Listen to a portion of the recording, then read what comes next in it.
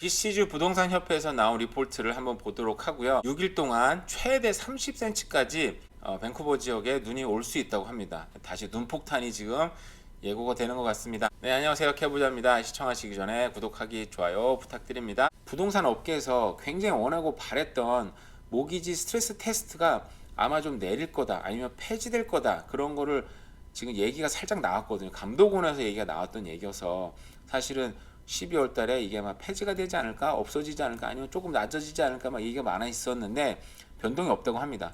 지금 현행 25년 모기지가 5.25%가 유지가 되다 보니까 여기 스트레스 테스트 같은 여기 2%가 더해져서 7%, 막 7.5% 스트레스 테스트를 통과해야 모기지를 받게 돼요. 그럼 사실은 모기지 받기 너무 어렵잖아요. 그러다 보니까 부동산 업계에서는 너무 힘든 거죠. 왜냐하면 지금 세일즈가 반토막 이상으로 60%까지 막 떨어지고 있거든요. 그러다 보니까 소위 말해서 먹고 살기 힘들다 보니까 가격이 올라가든 내려가든 부동산 거래가 돼야, 그래야 그 지방세가 거치고, 그죠? 부동산 업체나 거기 관련된 모기지 브로커라든지 그리고 이사업체라든지 정말 부동산과 관련된 업체들이 굉장히 많거든요. 그래서 좀 숨통이 트이지 않을까 얘기를 했는데 여전히 그대로 유지를 한다고 합니다. 네. 그러면 이게 지금 앞으로 이렇게 되면은 부동산이 거래가 활성화될 확률은 지금 아직까지는 없는 거죠. 그리고 앞으로도 조금이라도 금리가 인상이 될 수가 있고 부동산 가격이 좀 떨어질 수 있다는 그런 희망이 있는 한 앞으로 부동산 거래는 쉽게 회복될 것 같지는 않습니다. 그러면 아무래도 가격이 좀 더 떨어질 확률이 있기는 있겠죠. 여러분들 이런 점들 잘 생각하셔서 투자 결정하시면 좋을 것 같아요. 시주 부동산 협회에서 나온 리포트를 한번 보도록 하겠습니다. 네, 그 전과 사실 크게 달라진 건 없습니다.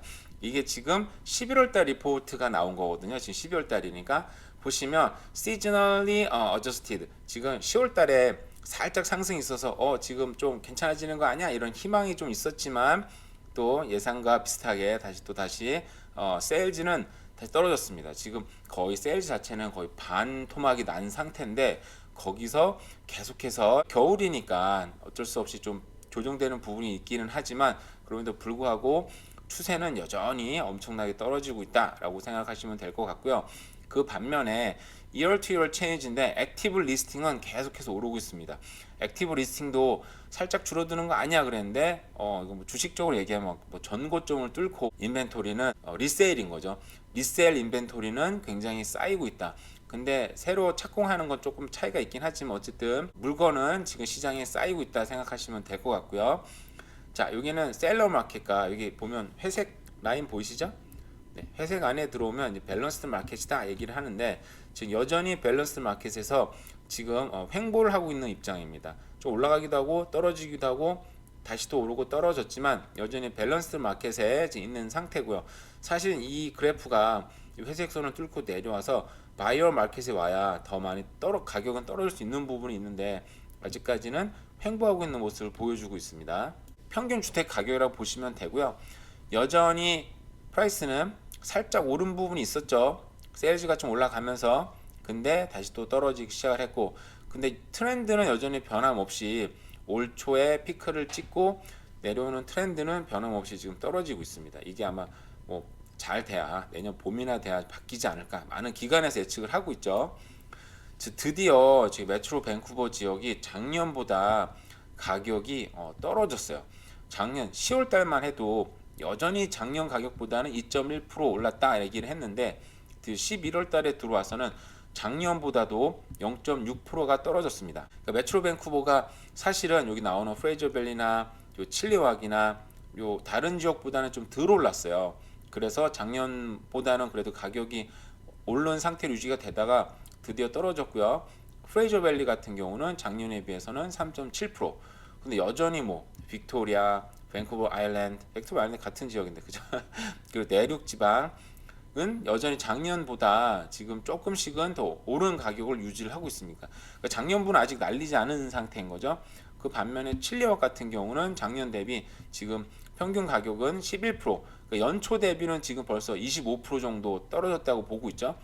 그만큼 더 많이 올랐었고 가파르게 상승했는데 가파르게 좀 떨어지고 있는 부분이 있는 것 같습니다. 지역별로 나와 있는데요. 여기는 우리가 흔히 알고 있듯이 내륙 지방에는 지금 가격이 좀 떨어진 데도 있고 좀 많이 떨어진 지역도 있고요. 자세히 보지는 않도록 하겠습니다. 이걸 좀 더 볼게요. 그레이트 밴쿠버 같은 경우는 전체 평균 가격에서는 3.3%가 떨어졌고요. 프레이저 밸리는 좀 더 가파르죠. 17.1% 많이 떨어졌네요. 그리고 칠리왁은 18.6%. 칠리왁하고 프레이저 밸리가 별 차이가 없네요. 평균 가격 보니까. 근데 세일은 지금 다 반토막 이상 해놨어요. 그레이트 밴쿠버도 53.5%, 그리고 프레이저 밸리는 58.3%. 더 거의 60% 가까이 떨어졌습니다. 네, 칠리왁은 51.1%.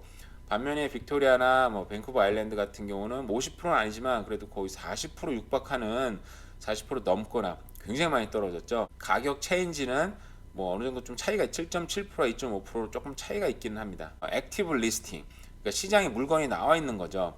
작년에 비해서 밴쿠버 지역에는 27.3%좀 더 많죠.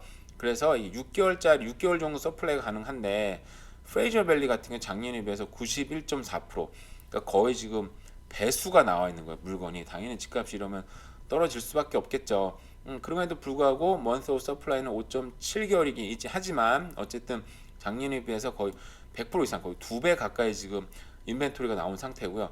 칠리왁 같은 경우는 188.1%가 나와 있습니다. 이렇게 되면은 집값이 많이 떨어질 수밖에 없는 거죠. 당연히 지금 나와 있는 물건은 많고, 그럼에도 불구하고 어떤 리포트에서는 이렇게 많긴 하지만 역사적인 추세로 봤을 때 여전히 지금 인벤토리가 높지는 않다라고 얘기는 한 리포트도 있었습니다. 그래서 이런 걸 바탕으로요, 중장기적으로는 가격이 상승할 여건이 있다라고 얘기는 했지만 아무래도 내년 봄까지는 쉽지 않은 기운이 팍팍 느껴지는 것 같아요. 메트로 밴쿠버에 6일간 지금 30cm 이상의 눈폭탄이 지금 예고된 상태입니다. 최고니까 저렇게 안 올 수도 있긴 하겠지만 우리가 지난번에 봤던 그 악몽 같은 눈 폭탄을 한번 맞아봤죠.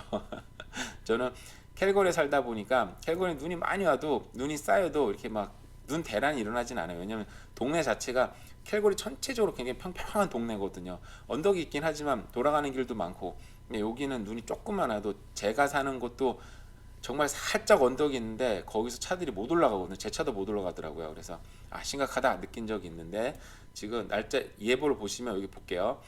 지금 오늘이 프라이데이인데 지금 세러데이 때부터 뭐 최대 1cm, 5cm, 1cm, 5에서 10cm, 또 5에서 15cm, 또 1에서 3cm. 정말 눈이 지금 크리스마스 전까지는 거의 매일 오는 것처럼 예보가 돼 있는 것 같아요. 그 다음에 비가 와서 눈이 녹을 수도 있긴 하겠지만 크리스마스 때는 그래도 화이트 크리스마스 별로 바라지 않는 화이트 크리스마스가 지금 올 것 같은데 눈폭탄 예고돼 있다고 합니다. 정말 눈이 어떻게 보면 밴쿠버가 옛날에 눈이 이렇게 많이 안 온다고 들었는데 요즘에 들어서 예보가 좀 달라지는 건가요? 날씨에 변화가 있는 건가요? 예보가 눈이 점점 많이 오는 것 같아요. 여기에 대해서 개인적으로 준비를 좀 하셔야 될 것 같고요. 자, 이민성에서는 내년에 특정 직군 우선 초청을 한다고 합니다. 아마도 보건과 의료 직군이 초청 대상인 가능성이 크다고 합니다. 지금 워낙 지금 인력난이 심하다 보니까 해외에서 이민하기 전에도 일단은 막 간호사를 수입하는 그런 주들도 있고요.